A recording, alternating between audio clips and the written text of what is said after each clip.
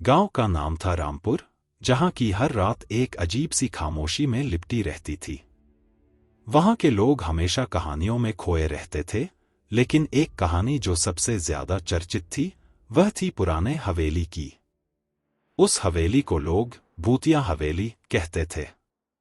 एक दिन गांव के युवा राज और मोहन ने तय किया कि वे इस भूतिया हवेली की सच्चाई का पता लगाएंगे।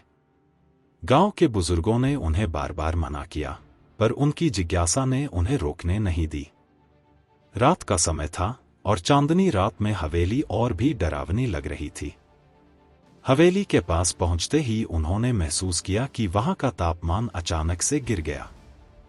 हवेली के दरवाजे को धीरे धीरे धकेलते हुए वे अंदर पहुंचे। अंदर का माहौल बिल्कुल ठंडा और भयावह था। दीवारों पर लगे चित्र और फर्नीचर धूल से भरे हुए थे।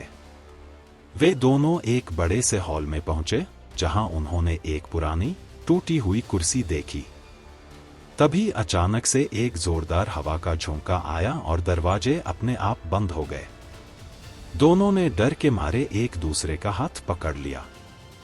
तभी उन्होंने सुना कि कोई उनकी ओर आ रहा है। उनके दिल की धड़कनें तेज हो गईं और वे छुपने के लिए जगह ढूंढने लगे। कुछ ही देर में उन्हें एक बूढ़ी औरत दिखाई दी। वह औरत सफेद साड़ी पहने हुए थी और उसकी आंखें बहुत भयानक थीं।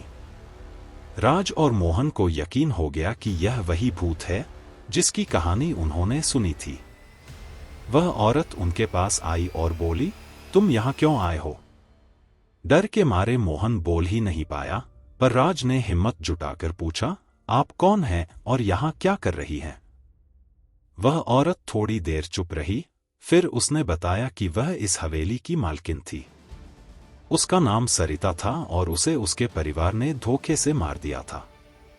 अब उसकी आत्मा यहां भटक रही है और इंसाफ की मांग कर रही है। राज और मोहन ने उसके दुख भरी कहानी सुनी और उसे मदद का वादा किया। उन्होंने गांव के लोगों को सरिता की कहानी बताई और सबने मिलकर उसकी आत्मा की शांति के लिए प्रार्थना की। कुछ दिनों बाद हवेली की खामोशी बदल गई। अब वहां कोई डरावनी आवाजें नहीं आती थी। गांव वालों ने हवेली को फिर से सजाया और वहां सरिता के नाम से एक छोटा सा मंदिर बना दिया। राज और मोहन की बहादुरी और समझदारी से सरिता की आत्मा को शांति मिली। गांव वाले अब हवेली को भूतिया नहीं मानते थे, बल्कि उसे अपने इतिहास का एक हिस्सा समझते थे।